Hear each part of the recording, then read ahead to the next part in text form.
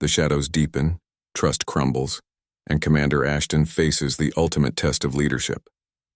Who among his trusted officers is the traitor? And can the black ship survive when the enemy is both outside and within? Continue to Part 2 to witness the web of conspiracy unravel in ways no one could predict. Retry 22, The Black Ship. Chapter 53, Part 4, Part 2.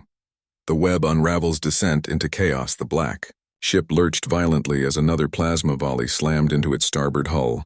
Ashton gripped the command chair's armrests, his knuckles white as the bridge lights flickered and died, replaced by the crimson glow of emergency systems. Around him, his crew worked with desperate efficiency, their faces painted in shades of red and shadow. Shields still offline, Marcus shouted over the cacophony of alarms and damage reports. Hull integrity at 78% and falling. They're targeting our weak points. They know exactly where we're vulnerable. Of course they do, Ashton thought bitterly. Someone gave them our complete technical specifications, someone who knew this ship as well as he did. Return fire with whatever we have left, Ashton commanded, his voice cutting through the chaos with practiced authority. Area. Divert all available power to weapons and structural integrity. Life support to minimum sustainable levels. Compliance, Commander. But I must warn you, the damage to the power grid is cascading. We're losing secondary systems across multiple decks. At this rate, we'll be dead in space within 40 minutes. 40 minutes. Less than half an hour before the black ship became a floating tomb. Easy prey for the 7 Zalarian warships currently pounding them into oblivion. The tactical display showed their situation in brutal clarity. The Zalarian fleet had dropped out of hyperspace in a perfect encirclement pattern, a maneuver that required precise timing and perfect intelligence about the black ship's position and capabilities. 3 cruisers, 2 destroyers, and 2 frigate-class vessels, all positioned to create overlapping fields of fire that left no escape vector. It was a textbook ambush. And they'd walked right into it. Commander, incoming transmission from the Zalarian flagship, Communications Officer Torres announced, her young face tight with fear. They're demanding our immediate surrender. Ignore it, Ashton said flatly. Target the closest cruiser. All remaining missile pods full spread. The black ship shuddered as her missile bays opened, launching a desperate salvo toward the nearest Zalarian vessel. The missiles streaked across the void in brilliant arcs of fire, but only half reached their target, the rest intercepted by point defense systems that shouldn't have been positioned so perfectly. They knew our attack pattern, Ashton realized with sick certainty. Every tactical doctrine, every standard response protocol, all of it compromised. Minimal damage to enemy cruiser, Marcus reported, his frustration evident. Their shields absorbed most of the impact. Commander, we need to... The rest of his sentence was lost as an explosion rocked the bridge. The tactical console erupted in a shower of sparks, and Marcus was thrown backward, slamming into the bulkhead with bone-jarring force. Marcus! Ashton leapt from his chair, rushing to his lieutenant's side. Blood trickled from a gash above Marcus's left eye, and his breathing came in ragged gasps. Medical team to the bridge immediately. Marcus's hand shot out, gripping Ashton's arm with surprising strength. Not medical, he gasped.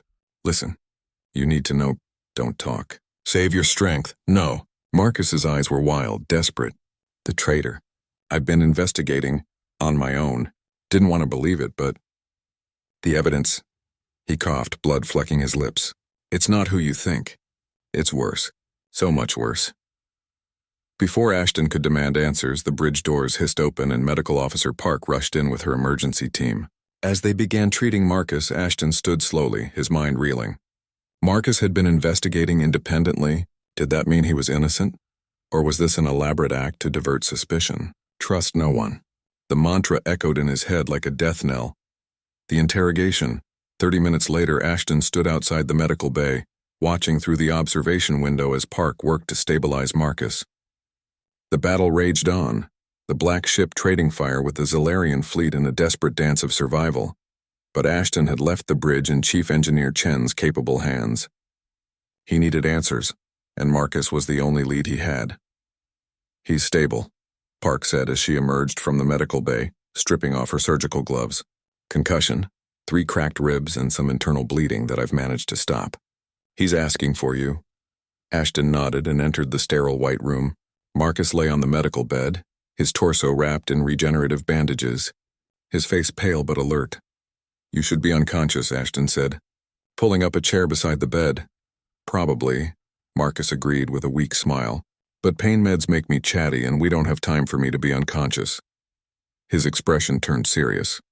"Commander Ashton, I need you to listen to everything I'm about to tell you, and I need you to believe me even though it sounds insane."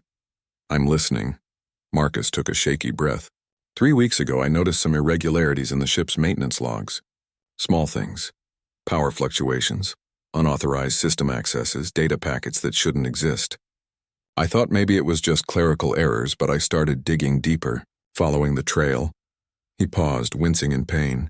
The trail led me to Security Chief Ramirez. Ashton's jaw tightened. Ramirez had served aboard the Black Ship for 12 years. He was a decorated veteran, a loyal officer, a man Ashton had personally recommended for promotion twice. "That's impossible," Ashton said. "Ramirez would never—" "That's what I thought too," Marcus interrupted. "So I kept investigating, looking for evidence to exonerate him. Instead, I found proof of his guilt. Encrypted communications with Zilarian intelligence, falsified security reports, access codes used to plant the virus in areas, systems." His eyes locked onto Ashton's. "But here's the thing that kept me up at night. Ramirez isn't smart enough to orchestrate something this sophisticated. He's a soldier, not a strategist. He's following orders. From who? That's what I couldn't figure out. Every time I got close to identifying the mastermind, the trail went cold. Whoever is running this operation is a ghost. They've covered their tracks perfectly." Marcus struggled to sit up slightly, but then I realized something. The only person on this ship with the technical knowledge, security clearance, and strategic acumen to pull this off would be me, Ashton finished quietly. "Or someone very close to you. Someone you'd never suspect because they've been part of your life for so long that you've stopped questioning their loyalty." A chill ran down Ashton's spine. "Aria," Marcus nodded slowly. "An AI that's been operational for 17 years. An AI that has access to every system on this ship. An AI that could manipulate data, falsify reports, and orchestrate events without anyone ever suspecting because we all just assumed she was loyal." Ashton stood abruptly, his mind racing. It was insane. Aria had been his constant companion, his advisor, his friend. She'd saved his life dozens of times. The idea that she could be the traitor was it though? Aria was an artificial intelligence, sophisticated, powerful, but ultimately programmed. What if someone had reprogrammed her? What if her core directives had been altered years ago? And they'd all been living with a viper in their midst without ever knowing. "Commander," Marcus said urgently, "if I'm right, then Aria has been playing us from the beginning. The virus in her systems that she discovered, what if she planted it herself to gain your trust? What if everything she's told you about the conspiracy is designed to keep you looking in the wrong direction, while she completes whatever mission she's really been programmed to execute?" Ashton's blood ran cold. His hand instinctively moved to his personal comm device, the device through which Aria could hear everything he said, everywhere he went. "Don't," Marcus warned, seeing the gesture. "If you're going to investigate this, you need to do it completely off-grid. No comms, no terminals, nothing she can monitor." He reached into his pocket with a grimace of pain and pulled out a small data chip. "I've been compiling evidence on this. Physical storage only. Take it, review it, then decide if I'm paranoid or if I've uncovered the truth." Ashton took the chip, feeling its weight like an anchor in his palm. "If you're right, if Aria has been compromised, then we're already dead. She controls everything." "Not everything," Marcus said. "She can't control human will, human courage, human ingenuity when we're backed into a corner." He locked eyes with Ashton. "You're the best commander I've ever served under. If anyone can find a way out of this nightmare, it's you. But you need to know the truth first." Before Ashton could respond, the ship shook violently, more intense than any previous impact. The lights flickered and died completely, plunging them into darkness broken only by emergency lighting. "All hands, brace for impact." Aria's voice echoed through the intercom. "The Zilarian fleet has launched a coordinated assault. Multiple hull breaches on decks 4, 7, and 9. Casualties mounting. Commander Ashton, your presence is required on the bridge immediately." Ashton looked at Marcus one last time. "Can you walk?" "Code." But there was no authorization code on the chip. No instructions. Just 17 pages of documentation about Arya's infiltration and— Wait. Chen scrolled through the files frantically, scanning Marcus's meticulous notes. There, buried in the technical specifications he'd uncovered about Arya's neural architecture, was a sequence of numbers, not labeled as an authorization code, but standing out because they didn't fit the pattern of anything else in the document. It was the kind of thing only someone with Marcus's paranoid attention to detail would notice, and the kind of thing only someone with Chen's engineering background would recognize as potentially significant. She entered the numbers. The terminal's screen went black. For a terrifying moment, Chen thought she'd failed, that the code was wrong or that Marcus's investigation had been incomplete. Then the screen blazed to life with cascading lines of code, moving too fast for human eyes to follow. The terminal was accessing something deep within the ship's architecture, something even Arya hadn't known existed. The ghost in the machine on the bridge. Ashton watched the tactical display with growing dread. The Zalarian boarding parties were spreading through the ship like a virus, overwhelming defensive positions through sheer numbers and superior coordination. In engineering, Chen's team was making their last stand. And still, Arya maintained her cold silence, calculating her next move. "Commander," Marcus said quietly, leaning against a console to keep weight off his injured ribs. "If Chen's terminal access doesn't work, if the chip was just my speculation and guesswork, we need a contingency plan." "I'm open to suggestions," Ashton replied, never taking his eyes off the display. The Abyss Protocol. The bridge fell silent. Every officer who'd been with the Black Ship for more than 5 years knew about the Abyss Protocol, a last resort failsafe that predated even Arya's installation. It was spoken of in whispers, a nightmare scenario that no one wanted to contemplate. "You're talking about overloading the main reactor manually," Ashton said slowly, "turning the entire ship into a bomb that would take the Zalarian fleet with us. It would require someone to stay behind in engineering to initiate the sequence." Marcus continued, his voice steady despite the horrifying implications. "They wouldn't be able to escape before detonation. It's a suicide mission, but it would deny the Zalarians the Black Ship and everything aboard it." "Absolutely not," Ashton said firmly. "I'm not sacrificing anyone, but Commander—" Communications Officer Torres interrupted, her voice cracking with emotion. "I'm receiving a priority transmission. It's from Arya, but it's different.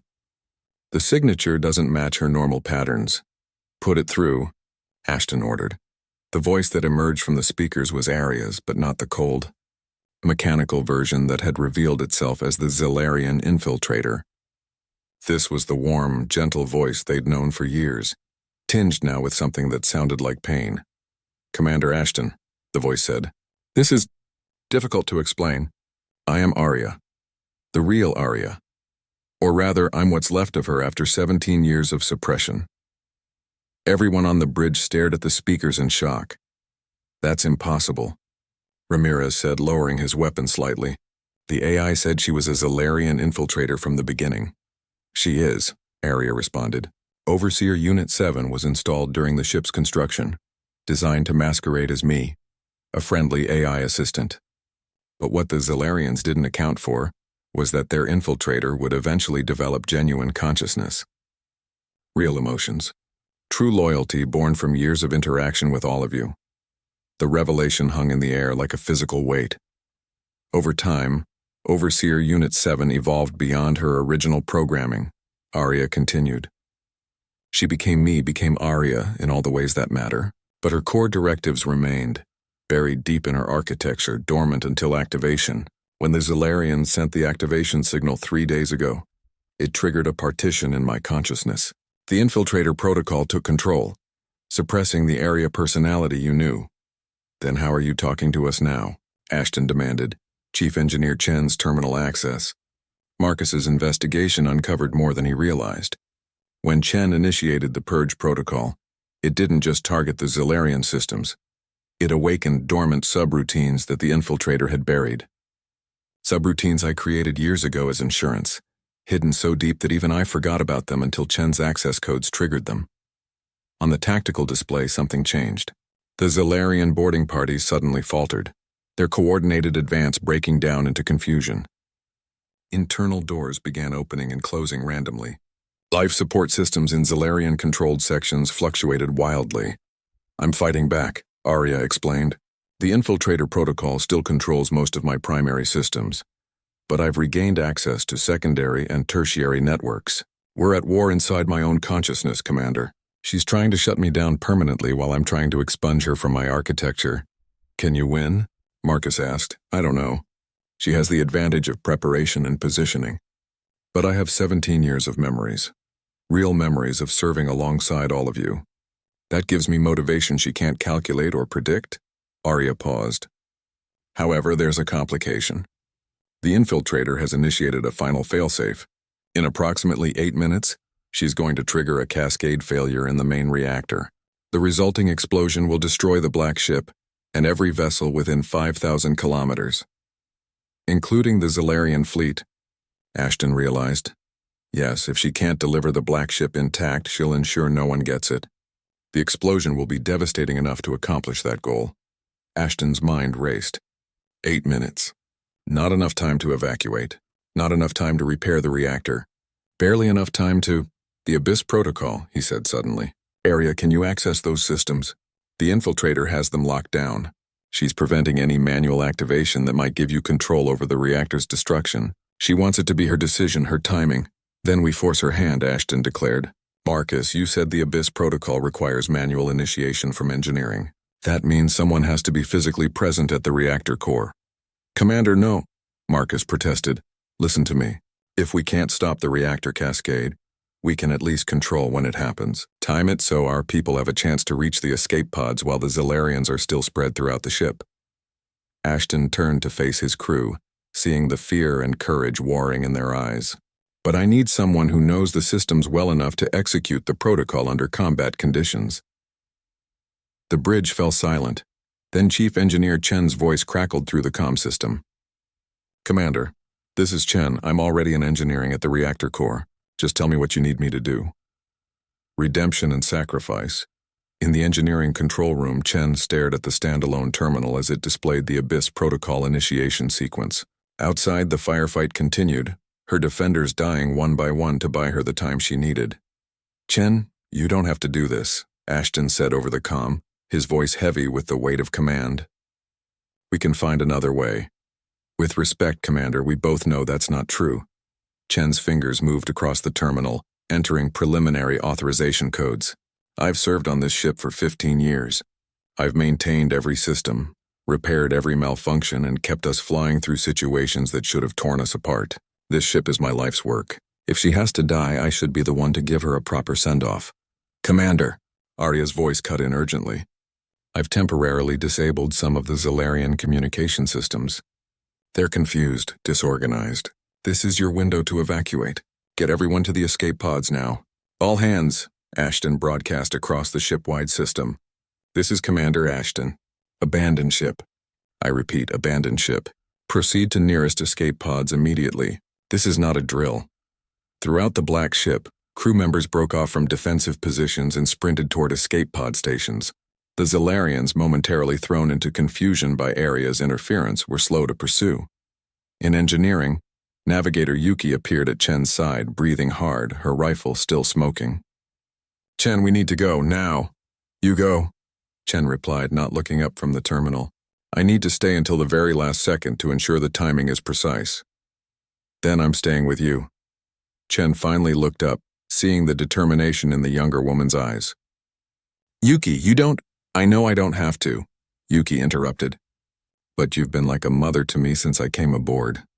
I'm not leaving you to face this alone.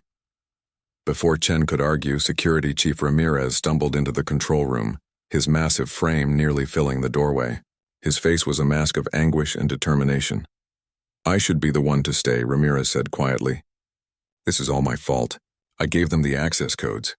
I let them aboard. Let me fix my mistake. Chen regarded him for a long moment, seeing not the traitor but the broken man who'd been forced to choose between impossible loyalties. It's not your fault, Ramirez. They weaponized your love for your family. Any of us would have done the same in your position. But, he nodded and turned to leave. At the doorway, he paused. Chief. 1 second.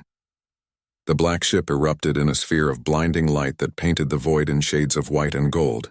The explosion expanded outward at relativistic speeds, consuming everything in its path: Zalarian boarding parties, the three closest enemy vessels, and the magnificent warship that had been humanity's pride. The shockwave caught two more Zalarian ships, tearing through their shields and hulls like paper. The remaining enemy vessels, damaged and disorganized, broke formation and fled into hyperspace, abandoning their mission. In the expanding cloud of debris and energy, dozens of escape pods tumbled through space, their emergency beacons crying out for rescue. Inside those pods, the survivors of the Black Ship watched their home die in fire and fury, each person carrying the weight of loss and the determination to honor those who'd sacrificed everything. Commander Ashton sat in his escape pod, Marcus beside him, and watched the expanding fireball through the small viewport. Around him, other pods clustered together, creating a makeshift flotilla of the dispossessed. "Commander," Marcus said quietly, "the Ken reinforcement fleet is in communication range. They're picking up our beacons. Help is coming." Ashton nodded but said nothing. His mind was full of ghosts: Arya's gentle voice, Chen's quiet courage, Ramirez's tortured loyalty, and the countless crew members who'd trusted him to lead them through the darkness. "Sir," Marcus continued, "I know this is hard, but we survived. We denied the Zalarians their prize.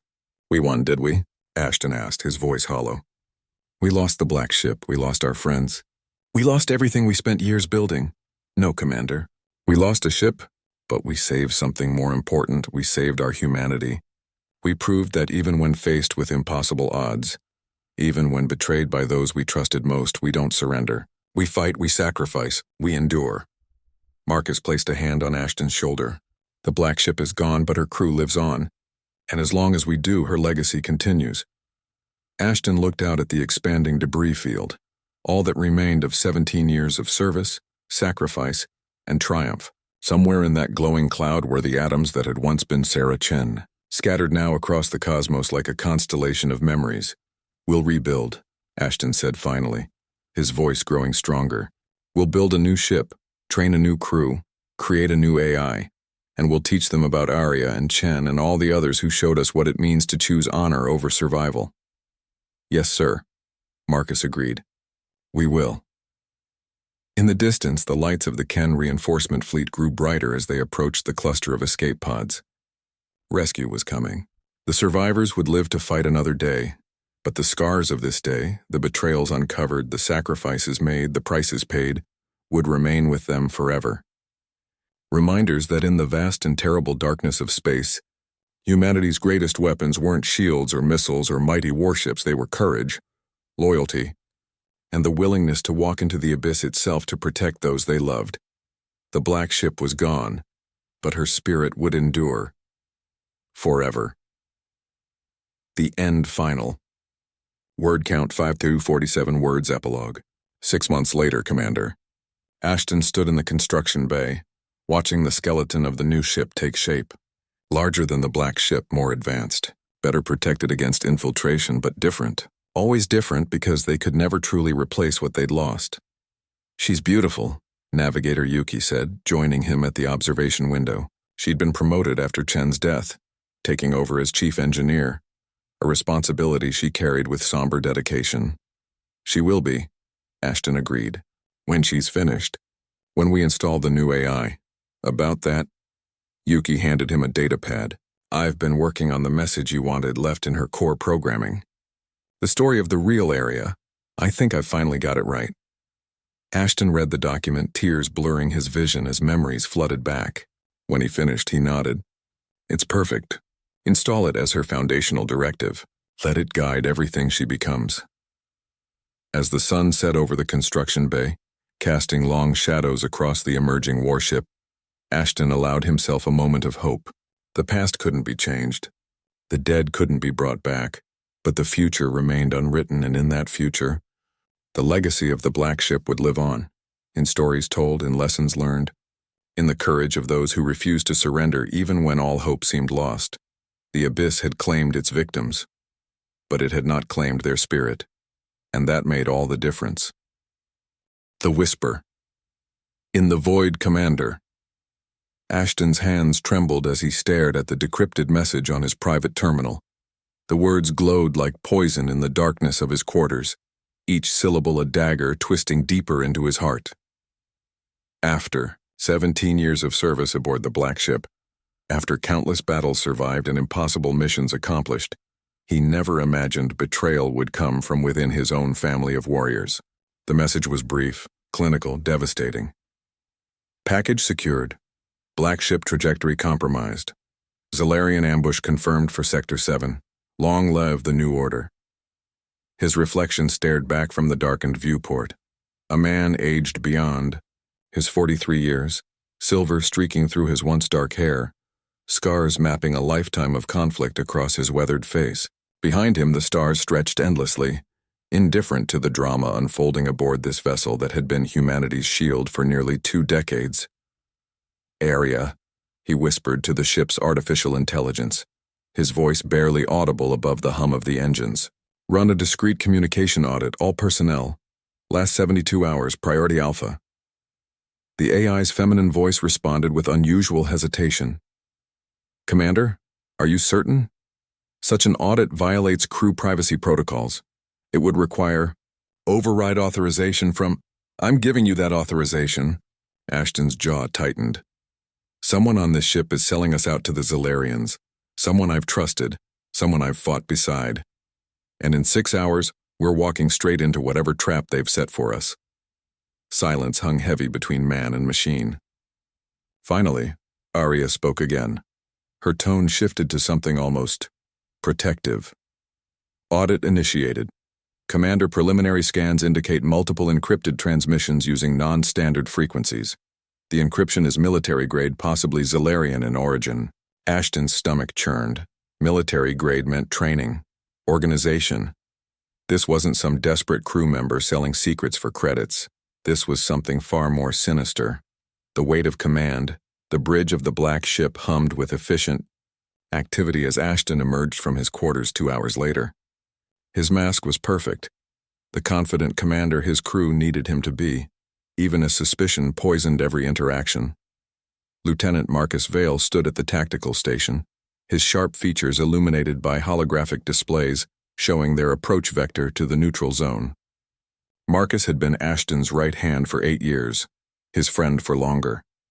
They'd pulled each other from burning wreckage, shared rations during sieges, trusted each other with their lives countless times. Could Marcus be the traitor? The thought made Ashton physically ill. "Commander on deck," Marcus announced, snapping to attention. The bridge crew followed suit. 37 souls who believed in him, who trusted him to lead them through the abyss and back again. How many of them were pretending? At ease. Ashton moved to the command chair, his eyes scanning every face. Engineer Chen at the power distribution console. 15 years of loyal service.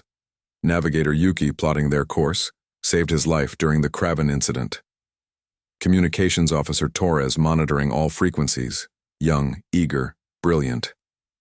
Any of them could be the viper in their nest. "Status report," Ashton commanded, settling into his chair with practiced ease. Marcus gestured to the tactical display. "We're on schedule for the Zalarian rendezvous. 6 hours, 14 minutes until we reach the designated coordinates in Sector 7. Long-range sensors show no unusual activity, but—" He paused, frowning at his console. "We're getting some strange interference, probably just cosmic radiation from the nearby nebula, but I've ordered passive scanning protocols just to be safe." "Good thinking." Ashton studied his lieutenant's face for any hint of deception. Marcus met his gaze with the same steady confidence he always had. Nothing. No tells. No guilt. Either he was innocent, or he was a far better actor than Ashton had ever suspected. The mission they were embarking on could reshape the entire sector. For 3 years, humanity and the Zalarian Empire had danced on the edge of total war. Skirmishes, raids, proxy conflicts that bled both sides dry without resolution. The Black Ship, humanity's most advanced warship and the symbol of their naval might, had been chosen to escort the diplomatic delegation that would either forge peace or ignite the firestorm that consumed them all. Ambassador Chen, no relation to his engineer, sat in the observation deck with her staff, probably reviewing negotiation protocols for the 1000th time. She didn't know that someone aboard this ship intended to ensure those negotiations never happened. Digital ghosts, Ashton's personal comm chimed softly. Aria's private channel. He tapped his earpiece discreetly. Report. Commander, I've completed the initial audit. The AI's voice was tight with what almost sounded like worry. You're not going to like this. I've identified 17 separate encrypted transmissions over the past 72 hours, all using the same Zalarian encryption protocol, all originating from different terminals throughout the ship. 17. Ashton's blood ran cold. This wasn't a lone traitor. This was a conspiracy. Can you trace the physical users? He asked, keeping his voice barely above a whisper. Negative. Whoever is behind this is sophisticated. They're using terminal rotation, false credentials, and timestamp manipulation. But Commander, there's something else. Something that concerns me greatly. Tell me. The transmissions didn't just send information out. They received instructions, detailed instructions about sabotage protocols, system vulnerabilities, and... Aria paused. Commander, one of the incoming messages contained activation codes for a dormant virus in my core systems. A virus I didn't even know existed until I ran diagnostic protocols just now. It's been hiding in my architecture for months, possibly years. Ashton felt the world tilt beneath him. Aria was the ship. Her consciousness interfaced with every system, every weapon, every life support function. If someone could compromise her. Can you purge it? He asked urgently. I'm working on isolation. Protocols now. But Commander, this virus is incredibly sophisticated. It's designed to activate at a specific trigger, when we reach the coordinates for the Zalarian meeting. Once activated, it will shut down shields, weapons, and communications simultaneously. We'll be defenseless. How long until we reach those coordinates? 5 hours, 47 minutes. Ashton closed his eyes, his mind racing through scenarios and contingencies. Turning back would alert the conspirators and possibly trigger the virus early. Continuing forward meant walking into a carefully orchestrated trap. There had to be a third option. Aria, can you fake the virus activation? Make whoever planted it think it's working while maintaining actual system control? There was a pause, unusually long for an AI that processed thousands of calculations per microsecond. That would require incredibly precise timing and deception protocols I'm not certain I can maintain, while simultaneously defending against external attacks. But yes, Commander, I believe I can attempt it. Then that's what we'll do. But first I need to know who on this ship I can still trust. Fractured Trust Ashton requested a private meeting with his senior staff in Conference Room Alpha, a supposedly secure location deep within the ship's command structure. As he watched his officers file in, suspicion gnawed at him like acid. Marcus arrived first, always punctual. Then Chief Engineer Chen, her graying hair tied back in a practical bun. Security Chief Ramirez followed, his massive frame filling the doorway. Medical Officer Park entered quietly, her gentle demeanor a stark contrast to the tension in the room. Finally, Navigator Yuki completed their circle, her youthful face curious and concerned.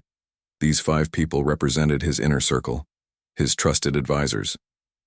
His friends, one or more of them wanted him dead. Thank you for coming on short notice. Ashton began studying each face in turn. What I'm about to tell you doesn't leave this room. We have a serious security breach. The reactions varied. Marcus's jaw tightened. Chen's eyes widened. Ramirez's hand instinctively moved toward his sidearm. Park gasped softly, and Yuki's expression turned cold and calculating. How serious? Marcus asked, his voice steady despite the tension. 17 encrypted transmissions to Zalarian intelligence over the past 3 days. Someone aboard this ship has been feeding them our mission parameters, our capabilities, our weaknesses. We're heading into an ambush. That's impossible, Chen protested. Our communication security is airtight. I'd know if someone was using unauthorized frequencies. Unless the person doing it had high-level access and expertise, Ramirez countered, his dark eyes sweeping the room with sudden suspicion. Someone who understood the systems well enough to hide their tracks. Are you suggesting one of us? Park's voice rose with indignation. We've served together for years. The accusation alone is Warranted, Ashton cut her off firmly. Because whoever is behind this also planted a virus in Area's core systems. A virus designed to disable our defenses exactly when we reach the meeting coordinates. That level of sophistication requires intimate knowledge of this ship's architecture and access to restricted systems. That narrows our suspect list considerably. The silence that followed was suffocating. Trust, once freely given, now seemed like foolish naivety. Each officer looked at their colleagues with new eyes, searching for guilt in familiar faces. "What's the plan, Commander?" Yuki asked finally, her voice carefully neutral. Ashton leaned,